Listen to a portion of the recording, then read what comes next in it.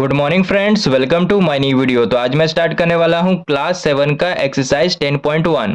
Question number 3 में बोल रहा है identify the numerical coefficients of terms in the following expression. मतलब क्वेश्चन में जितना भी एक्सप्रेशन दिया हुआ है उसका हमें टर्म्स का न्यूमेरिकल कोफिशिएंट आइडेंटिफाई करने बोल रहा है।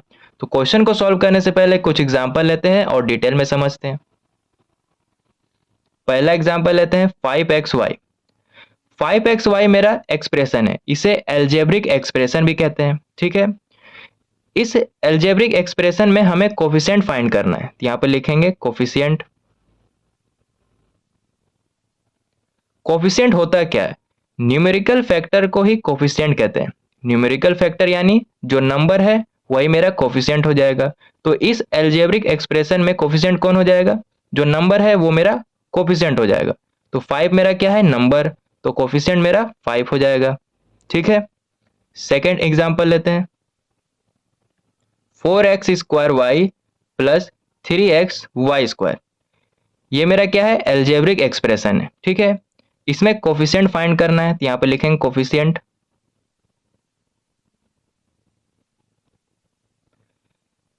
कोफिशिएंट यानी जो नंबर है वही मेरा कोफिशिएंट हो जाएगा। तो इसमें देखो नंबर कौन है? 4। तो यहाँ पे 4 लिखेंगे। और इसमें नंबर कौन है? 3। तो 4 के नीचे 3 लिखेंगे। ठीक है, तो कोफिशिएंट अब समझ में आ गया। अब क्वेश्चन को सॉल्व करना स्टार्ट करते हैं। 1 में दिया हुआ है 5 माइनस 3t स्क्वायर। ठीक है, तो ये मेरा क्या है? एक्सप्रेशन है। तो यहां पर लिखेंगे एक्सप्रेशन। इसके नीचे लिखेंगे 5 माइनस 3t स्क्वायर। अब लिखेंगे यहां पर टर्म्स अदर देन कांस्टेंट। मतलब बिना कांस्टेंट वाला हमें यहाँ पे टर्म्स लिखना है। इस एक्सप्रेशन से बिना कांस्टेंट वाला टर्म हमें यहाँ पे लिखना है। तो 5 देखो, 5 के साथ कोई भी अल्फाबेट नहीं है। ए से लेकर जेड तक 5 के साथ कोई भी अल्फाबेट नहीं है, तो ये कांस्टेंट हो गया। तो ये वाला टर्म यहाँ पर नहीं लिखेंगे। -3t स्क्वायर देखो, 3 के साथ अल्फाबेट है, तो ये वाला टर्म यहाँ पर लिखेंगे -3t स्क्वायर। माइनस का साइन देना कंपलसरी है, अगर होगा तो यहाँ पर देंगे। तो यहाँ पर देखो माइनस है तो यहाँ पे माइनस दिए हैं। वही यहाँ पर बोला है कि बिना कांस्टेंट वाला टर्म इस एक्सप्रेशन से यहाँ पर लिखना है। ठीक है, हो गया। अब कोफिशिएंट फाइंड करना, तो यहाँ पे लिखेंगे कोफिशिएंट। कोफिशिएंट यानी जो नंबर रहेगा वही मेरा कोफिशिएंट हो जाएगा। तो इस टर्म में 3 मेरा कांस्टेंट है यानी नंबर, तो ये कोफिशिएंट हो जाएगा। और माइनस भी साथ में लिखेंगे। ठीक है, तो -3 मेरा कोफिशिएंट हो गया। क्वेश्चन नंबर 1 सॉल्व हो गया। 2 में दिया हुआ है 1 plus T square plus T cube. ये मेरा एक्सप्रेशन है, तो यहां पर लिखेंगे एक्सप्रेशन।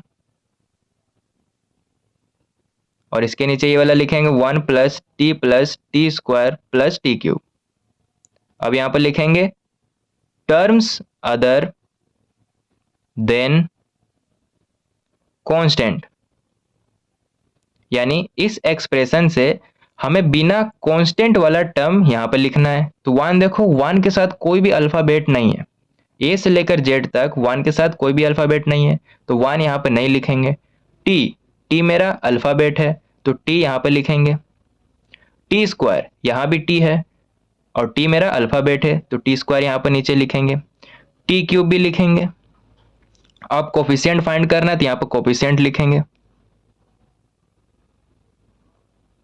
कोफिशिएंट यानी जो नंबर रहेगा वही मेरा कोफिशिएंट है। ठीक है, यहाँ पे सिर्फ टी दिया हुआ है और टी मेरा अल्फाबेट है, यहाँ कोई नंबर नहीं है, तो टी का कोफिशिएंट 1 हो जाएगा। जब भी सिर्फ अल्फाबेट हो और नंबर ना हो तो उसका कोफिशिएंट 1 होगा। यहाँ भी देखो टी स्क्वायर है, कोई नंबर नहीं है, तो टी स्क्वायर का कोफिशिएंट 1 हो जाएगा। टी क्यूब का भी कोफिशिएंट 1 हो जाएगा। तो क्वेश्चन नंबर 2 सॉल्व हो गया। 3 में दिया हुआ है x plus 2xy plus 3y। ये मेरा एक्सप्रेशन है, तो यहाँ पर लिखेंगे एक्सप्रेशन। और इसके नीचे लिखेंगे x plus 2xy plus 3y। अब यहाँ पर लिखेंगे टर्म्स अदर देन कांस्टेंट। यानी इस एक्सप्रेशन से हमें बिना कांस्टेंट वाला टर्म यहाँ पर लिखना है। ठीक है, तो देखो सभी के पास अल्फाबेट है, यहाँ पे x है, यहाँ पे एक्स वाई है और यहाँ पे y है, तो यहाँ पर तीनों यहाँ पर लिखेंगे x, इसके नीचे 2xy लिखेंगे और इसके नीचे 3y लिखेंगे। ठीक है, अब कोफिशिएंट फाइंड करना है तो यहाँ पर लिखेंगे कोफिशिएंट। कोफिशिएंट यानी जो नंबर है वही मेरा कोफिशिएंट हो जाएगा। तो यहाँ पर देखो x दिया हुआ है, अल्फाबेट है, कोई नंबर नहीं है, तो x का कोफिशिएंट 1 हो जाएगा। 2xy का कोफिशिएंट 2 हो जाएगा, यहाँ पे 2 एक नंबर है तो 2 मेरा कोफिशिएंट हो गया। 3y का कोफिशिएंट 3 हो जाएगा, 3 मेरा नंबर है। ठीक है, तो क्वेश्चन नंबर 3 सॉल्व हो गया। 4 में दिया हुआ है 100m प्लस 1000n, ये मेरा एक्सप्रेशन है, तो यहाँ पर लिखेंगे एक्सप्रेशन और इसके नीचे ये वाला लिखेंगे 100m प्लस 1000n। ठीक है, अब यहाँ पर लिखेंगे टर्म्स अदर देन कांस्टेंट, यानी इस एक्सप्रेशन से हमें बिना कांस्टेंट वाला टर्म लिखना है। तो यहाँ पे देखो सभी के पास अल्फाबेट है, यहाँ पे m है और यहाँ पे n है, तो ये दोनों यहाँ पर लिखेंगे 100m और इसके नीचे लिखेंगे 1000n। अब कोफिशिएंट फाइंड करना है तो यहाँ पे कोफिशिएंट लिखेंगे। कोफिशिएंट यानी जो नंबर है वही मेरा कोफिशिएंट है, यहाँ पे 100 मेरा कोफिशिएंट हो जाएगा और 1000n का कोफिशिएंट 1000 हो जाएगा, 1000 मेरा नंबर है। 4 भी सॉल्व हो गया। 5 में दिया हुआ है -p² प्लस 7pq, ये मेरा एक्सप्रेशन है, तो यहाँ पर लिखेंगे -p² प्लस 7pq। अब हमें बिना कांस्टेंट वाला टर्म यहाँ पर लिखना है, तो यहाँ पे देखो सभी के पास अल्फाबेट है, तो दोनों यहाँ पर लिखेंगे -p² और इसके नीचे लिखेंगे 7pq।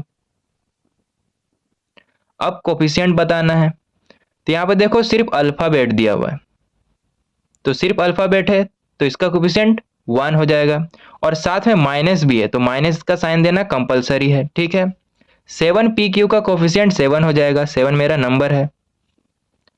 6 में दिया हुआ है 1.2a प्लस 0.8b, ये मेरा एक्सप्रेशन है, तो यहाँ पर लिखेंगे 1.2a प्लस 0.8b। अब हमें इस एक्सप्रेशन से बिना कांस्टेंट वाला टर्म यहाँ पर लिखना है, तो सभी के पास अल्फाबेट है, यहाँ पे a है और यहाँ पे b है, तो दोनों यहाँ पे लिखेंगे 1.2a लिखे और इसके नीचे 0.8 भी लिखेंगे। अब हमें कोफिशिएंट बताना है, यानी नंबर जो रहेगा वही मेरा कोफिशिएंट हो जाएगा, तो यहाँ पे देखो 1.2 मेरा कोफिशिएंट हो जाएगा और यहाँ पे 0.8। 6 भी सॉल्व हो गया। 7 में दिया हुआ है 3.14 r², ये मेरा एक्सप्रेशन है और इसे अलजेब्रिक एक्सप्रेशन भी कहते हैं, यहाँ पे लिखेंगे 3.14 r²। अब हमें इस एक्सप्रेशन से बिना कांस्टेंट वाला टर्म बताना है, तो यहाँ पे देखो अल्फाबेट है, तो ये वाला यहाँ पे लिख देंगे 3.14 r²। अब कोफिशिएंट बताना है, तो इसमें नंबर 3.14 है, तो यहाँ पे लिख देंगे 3.14। 7 भी सॉल्व हो गया। 8 में दिया हुआ है 2 इंटू एल प्लस बी और ये मेरा एक्सप्रेशन है, तो यहाँ पे लिखेंगे 2 इंटू एल प्लस बी। 2 को एल के साथ मल्टीप्लाई करेंगे तो 2l आएगा, प्लस का साइन है तो यहाँ पे प्लस देंगे। 2 को b के साथ मल्टीप्लाई करेंगे तो 2b आएगा साथ में। ठीक है, बिना कांस्टेंट वाला टर्म यहाँ पे लिखना है, तो सभी के पास अल्फाबेट है, तो दोनों यहाँ पे लिखाएगा 2l और इसके नीचे 2b लिखेंगे। कोफिशिएंट हमें बताना है, तो 2l का कोफिशिएंट 2 हो जाएगा और 2b का कोफिशिएंट 2 हो जाएगा, दोनों का 2 2 है, तो 8 सॉल्व हो गया।